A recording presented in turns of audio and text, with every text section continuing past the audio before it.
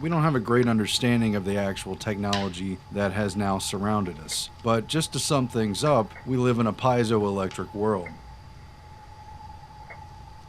And we have for a while. And basically this means vibrations, especially from electric devices, have a biological effect on us and the world around us, other animals and plant life, on crystals, quartz crystal being just at the center of piezoelectric. And this stuff is inherent in the devices that are in the world we live in. We use piezoelectric devices in our smartphones and our laptops on a daily basis without even thinking about it. But companies like AT&T have been thinking about it. And their lab technicians and their researchers and their tech geeks have gotten to the point where they have bioacoustic data transfer in the works. And they're planning to roll this out and integrate it into existing technology. And what they plan to do is use bioacoustic sensors to send data codes, encrypted information, and personal biometric data identifiers through your bones. It takes a steady hand because if you touch the side... Imagine being able to securely open the front door of your home by simply touching the handle. Through a combination of your mobile device and your skeletal frame, which can uniquely identify you, this can happen today, and you won't have to go through the trouble of finding your keys and fumbling through your purse or your pockets or anything to find your set of keys. All you have to do, wear a wearable watch or a smartphone, and then touch the door handle, and this thing will recognize your biometric signature, use an encrypted key, and give you access to your home, to your car, to your digital wallet, to whatever. Need to transfer secure data or exchange information with a friend or colleague quickly? It can happen with a simple handshake, literally. Researchers and AT&T labs are developing new technologies that can allow all of this to happen. And it's crazy, it's creepy, and it's unsettling, and it's already here. It's not a new technology they need to develop. They're just piggybacking off of the devices that are already in nearly every major electronic device you have. It's just built into it, and that's the world we live in. It could be hacked by anyone, but at the same time, it's a spying device that has the power to literally infiltrate your body and determine the way that you can live. And this has been in the news. Forbes covered it as far back as 2012. Here's the inventor right here, who developed the AT&T Labs bioacoustic system that could allow your cell phone or other device to securely transfer data through your body. She says the goal is to get data transferred securely through the bones of the people allowed access to it. So isn't that going to be great? Well, they said this is all based on technology that they've already been working with, it's already been identified and used, and they realized that since they can transmit music through the body and use bioacoustic sensors to detect that music at a particular frequency of the body, that, well, they could use this for identification and the passing of encrypted data as well through your bones, through your body. So they're going to collect, analyze, and store data about your own hand gestures, and an algorithm detects the level at which that becomes unique to you personally based on the way that certain electric signals resonate and vibrate in your body as opposed to some other individual's body. That's the level they're at, and they could do this just easily with existing off-the-shelf technology and scripts. They've already learned to identify this based on the audio through your bones. That keeps me scratching my head. And they could transmit, for instance, music through the body. They did this when they were supposedly calibrating their system, and they realized that anything, including encrypted data, can be passed through the body, literally, based on the vibration signals that are sent out by these devices. So this is just another guy, another brick in the wall, bringing us one step closer to the mark of the beast. And again, the surprise is you're already carrying the device.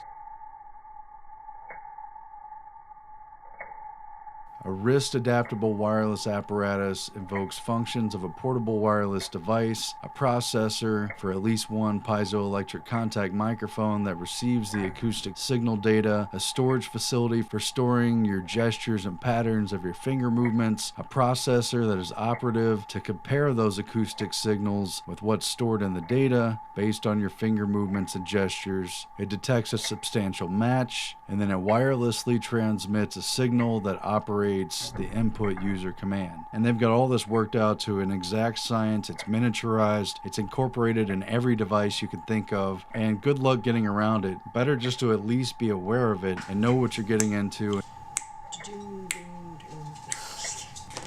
As everyone already knows, present-day technology puts a computer in every cell phone and a communication device in every major appliance from your TV to your refrigerator. And it's all part of a smart grid, smart home, smart society era that they've been building. And this technology is here, everyone's already using it, and most people have no appetite for understanding the dangers of that system. Most people don't understand the technology because you can't see it, so it's out of mind, and it's just, it takes a little bit to understand it. Piezoelectric systems, radio frequency, the way that they work, send signals back and forth between electric devices, but it also interacts on a biological level with people, with animals, with the world around us in general, and that's just a fact. And today's technology companies have learned to exploit and piggyback off of that reality.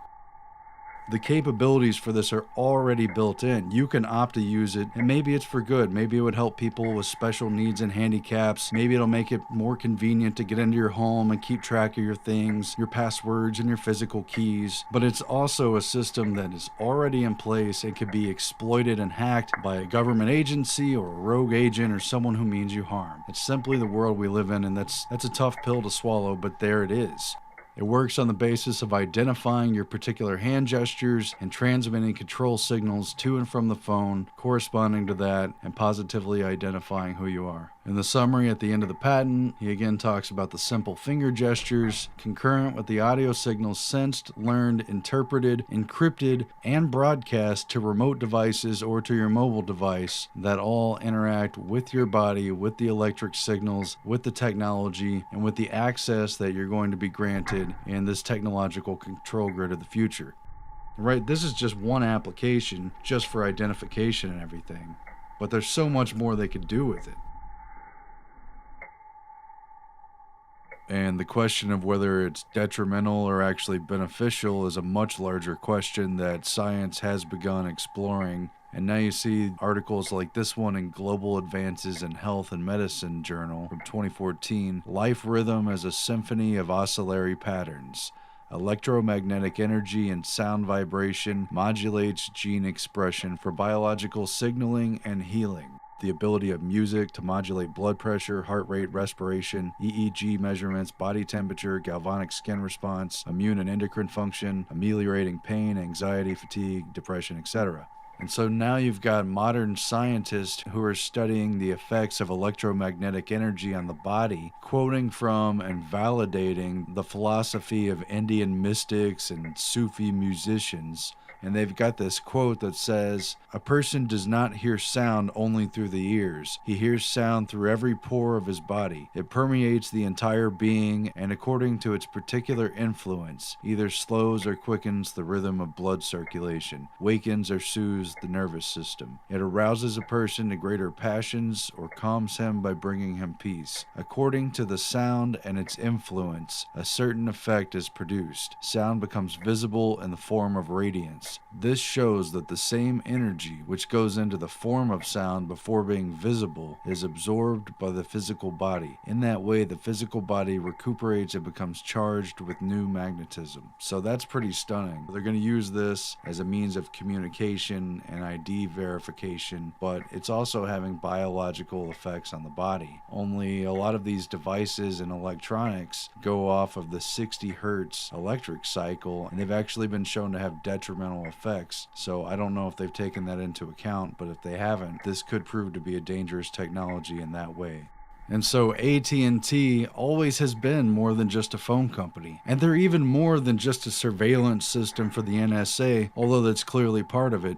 They want people literally on a living network grid where everything you do is fed back into and monitored based on your biological activity and your interaction with these systems. It reminds me of the movie Avatar, the James Cameron movie. And they've got this natural world where the trees have basically fiber optics that share data and collect data from the people through their hair, and they voluntarily connect in. Only it'll be an artificial, synthetic, electric grid that simulates life and collects data for these companies and corporations who will hold all the buttons of control, who are teaching us how to live in a way where they can cut off access to our life at any moment. Surveillance and spying is built in inherently, and the burden on proof for being who you say you are and being allowed to access the rights you supposedly have on paper, well, That's all going to be mitigated through these kind of data systems. This guy right here, some young computer guy, has all these patents on how to deal with social media and avatars in the system and how they're going to uniquely identify people either watching movies or playing games or whatever. And really his earliest work was a bioacoustic control system, the very thing we're talking about. And it transmits signals to and from your phone corresponding with the gestures and the marks of your body and grant you access or not. It's all detailed in this patent, U.S. patent number 7,148,879, granted in 2006 and filed as far back as 2001, prior to 9/11. Just imagine the potential for things to go wrong or for people to use it for ill will. I mean, this stuff has been warned about, and nobody seems to learn the lesson. It's just incredible.